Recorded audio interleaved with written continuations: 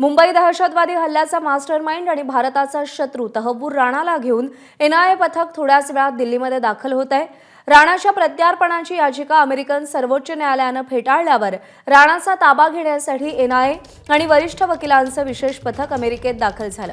राणाच्या हस्तांतरणाची प्रक्रिया पूर्ण झाल्याची माहिती आहे आणि काही वेळातच त्याला घेऊन एनआयए पथक दिल्लीमध्ये दाखल होईल। राणासाठी मुंबई आणि दिल्लीमध्ये 2 कोठड्या सज्ज ठेवण्यात आल्यात। दिल्लीमध्ये आल्यानंतर सर्वात आधी एनआयए त्याची कस्टडी घेण्याची शक्यता आहे आणि त्यानंतर मुंबईत आर्थर रोड जेलमध्ये अजमल कसाबच्याच अंडा सेलमध्ये राणाला ठेवलं जाऊ शकतं। तसंच मुंबई पोलीसही त्याची कोठडी घेऊ शकतात। तहव्वूर राणावर भारतात खटला चालवून पाकिस्तानच्या नापाक इराद्यांचा पुन्हा एकदा पर्दाफाश करण्याची संधी भारताला आहे। सूरज सावंत आपले प्रतिनिधी आपल्याला अधिक अपडेट देतील। सूरज, भारतासाठी खूप मोठी जमेची बाजू तहव्वूर राणाची कस्टडी मिळणं, या पुढची कारवाई नेमकी कशी होईल आणि कोणकोणत्या गोष्टींचा उलगडा त्याच्या प्रत्यार्पणानंतर होऊ शकतो? प्रज्ञा, खरं तर आपण पाहिलं तर 26/11 दरम्यान जो दहशतवादी हल्ला झाला होता, हा हल्ल्याचा जो कट आहे हा 2 वर्षापूर्वी रचण्यात आला होता, तो म्हणजे 2006ला।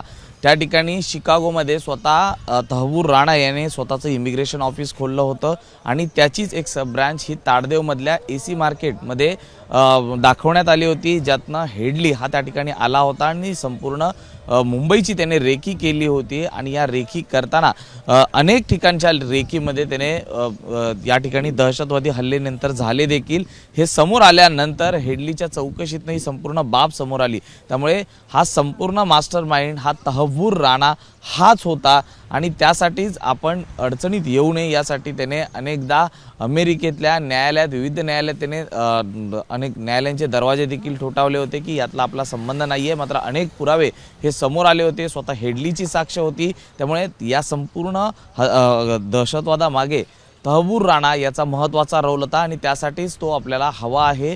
यासाठीच भारताकडनं अनेक वर्षांपासून प्रयत्न सुरू होते आणि अखेर त्याला यश मिळालेलं आहे आणि जवळपास 2 दिवसात तहव्वूर राणा याला भारतात आणलं जाईल। सर्वप्रथम त्या ठिकाणी एनआयएकडनं चौकशी केली जाणार आहे आणि एनआयएचे प्रमुख सदानंद दाते यांच्याकडनं ही संपूर्ण चौकशी होईल। आणि महत्त्वाची बाब म्हणजे या 26/11 हल्ल्यादरम्यान सदानंद दाते हे यावेळी देखील या ऑपरेशनमध्ये सहभागी होते। त्यामुळे या संपूर्ण ऑपरेशनबाबत जे 60 तास चाललं, ज्यामध्ये जवळपास 18 पोलीस जखमी झाले होते, 166हून अधिक नागरिक यांचा मृत्यू झाला होता, जवळपास 300च्या दरम्यान नागरिक हे जखमी झाले होते। या संपूर्ण गोष्टीची साक्ष आणि या घटनांचा क्रम लावण्यात कुठेतरी यश मिळू शकतं आणि तहव्वूर राणा आणि त्यामागे पाकिस्तानचा कसा हात होता, पाकिस्तानी आर्मीमधले काही लोक यामध्ये सहभागी असल्याचं देखील कळालं होतं, त्यांचा नेमका काय रोल होता हे देखील तितकं स्पष्ट होईल। कारण आत्तापर्यंत आपण पाहिलं तर हेडलीपर्यंत आपण येऊन ठेपलेलो होतो। हेडलीने जेव्हा तहव्वूर राणाचं नाव घेण्यात आलं होतं त्याच्यानंतर पुन्हा तहव्वूर राणा हा प्रकाशझोतात आला होता। त्यामुळे तहव्वूर राणा हा या गुन्ह्यांमध्ये महत्त्वाचा आहे आणि भारताला हे मिळालेलं यश आहे। त्याच्या चौकशीतनं अनेक धागेदोरे हे पाकिस्तानशी संबंधित समोर येतील आणि त्यातनं पुढे पाकिस्तानवरतीच्या दरम्यानच्या कारवाईला ही देखील वेग येऊ शकतो।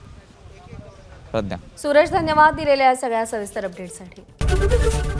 एबीपी माझा, उघडा डोळे बघा नीट।